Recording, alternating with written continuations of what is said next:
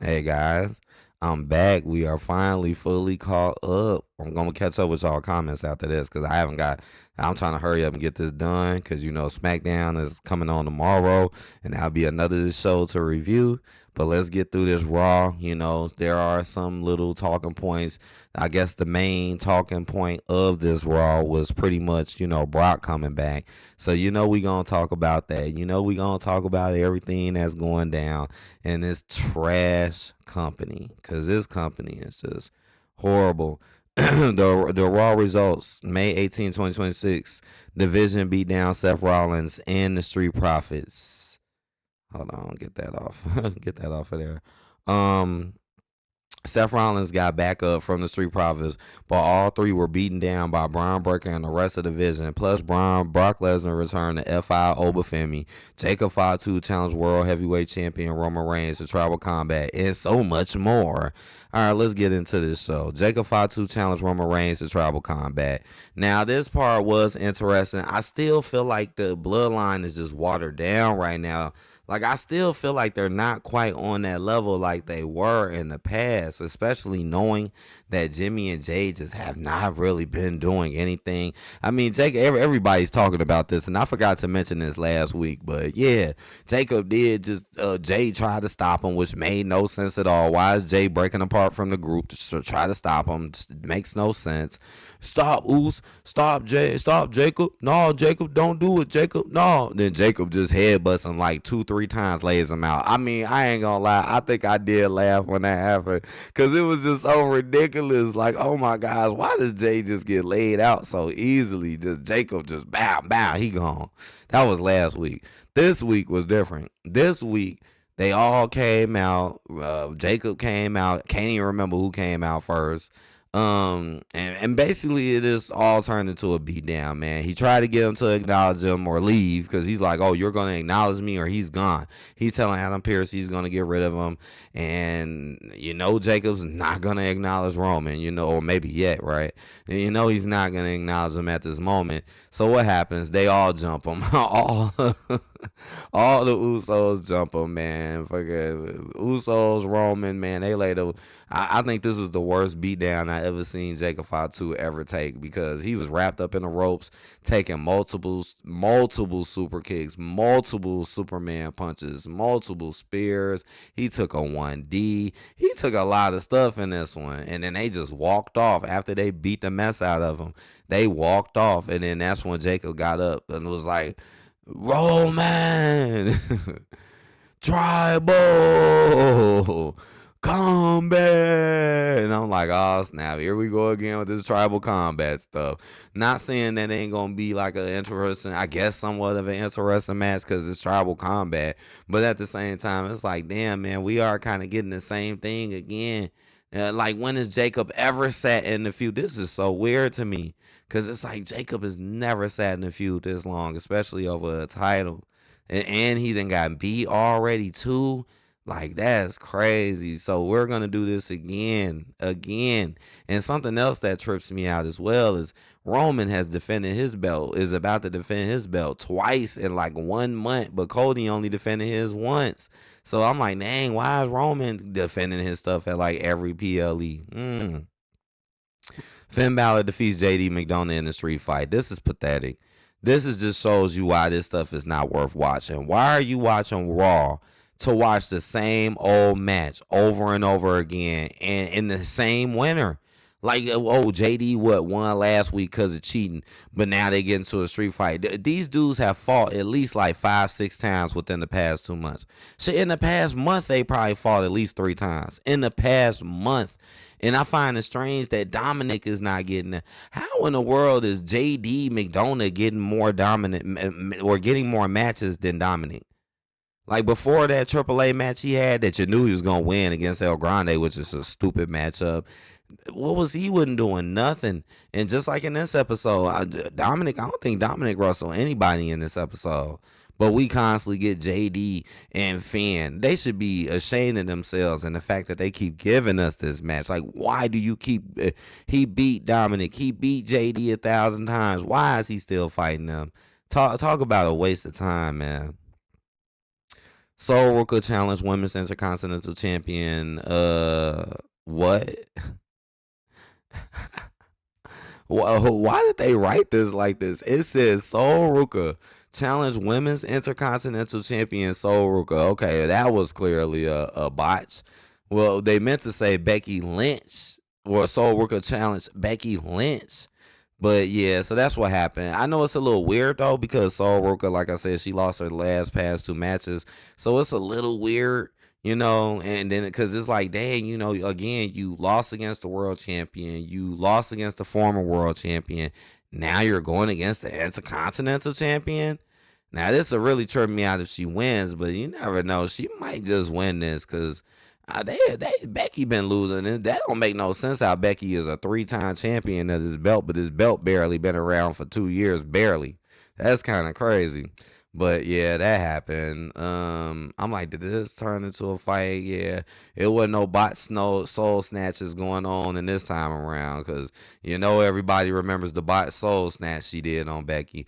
And it's funny because when the WWE played it back in the replay, when they go through the vignettes to show you what happened the week before, they made sure they edited that botch out. They still saw her do the move, but they edited it so fast that you couldn't even see the bots. Like, I noticed that. I was like, dang, they edited that out so quickly. They were like, nah, y'all not finna see that bots. That was funny. El Grande Americano and Los Americanos defeat original El Grande. I mean, just listen to how horrible this sounds, dude, alone.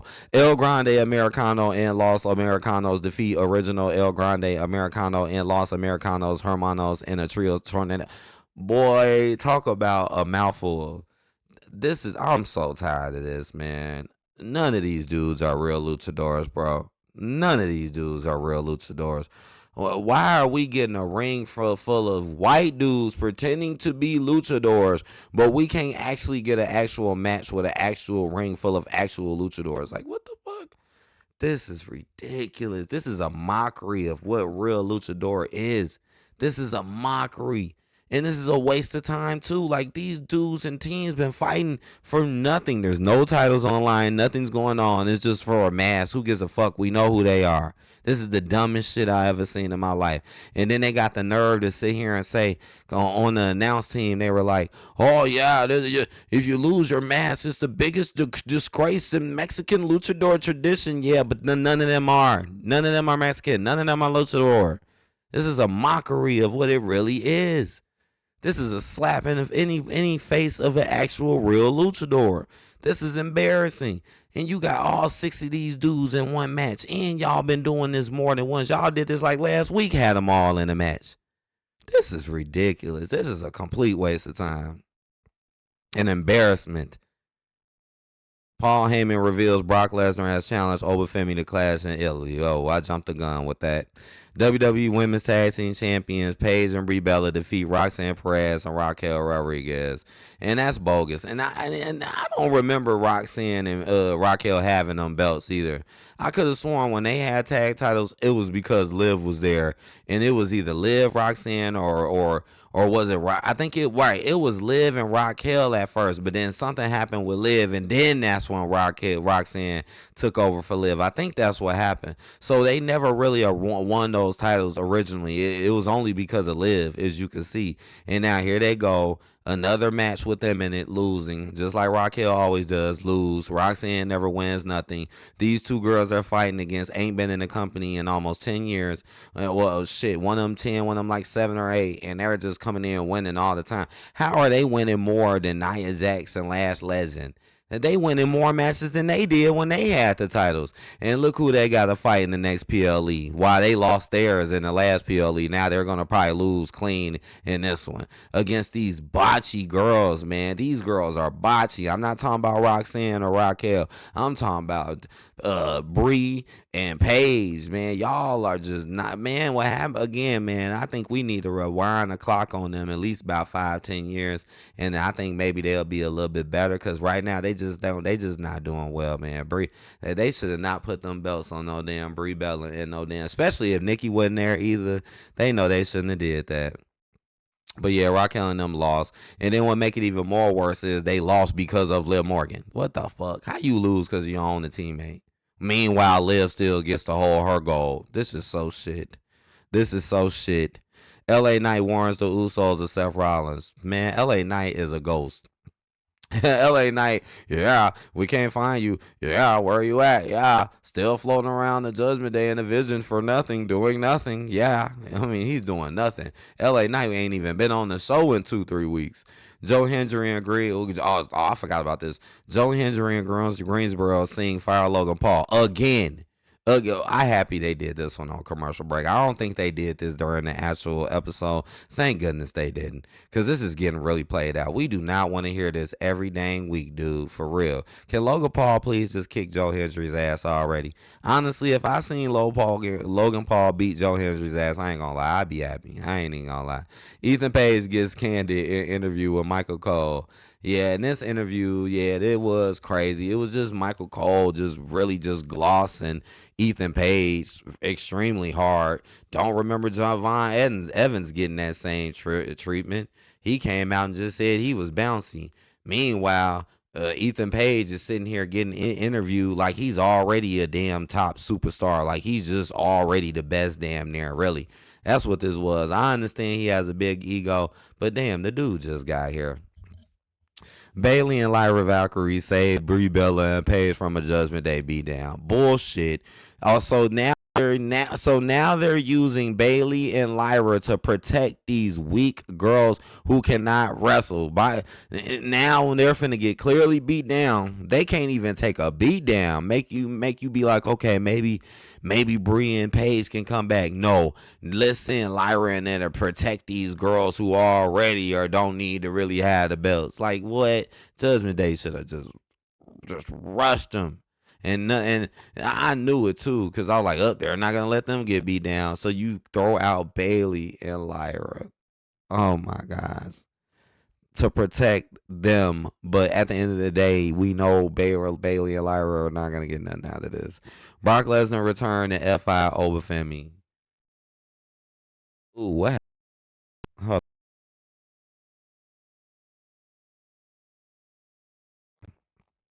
Um, Let me try to speed this up. Dang it, and it would be this part right here. I got to speed things up.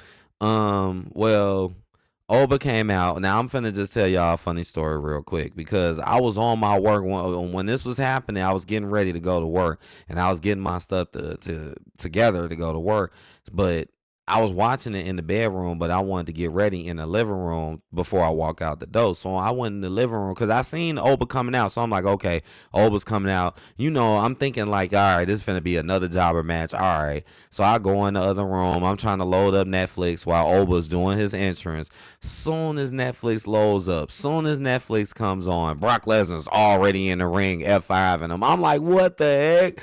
I'm like, man, I thought it was some old footage or something for a second. When I first seen it, I'm like, is this old or something? No, this is happening now. So yeah, Brock comes back, F5's Oba. Oba gets destroyed. I've never seen Oba get destroyed like this before, ever. I think this was the worst you ever seen.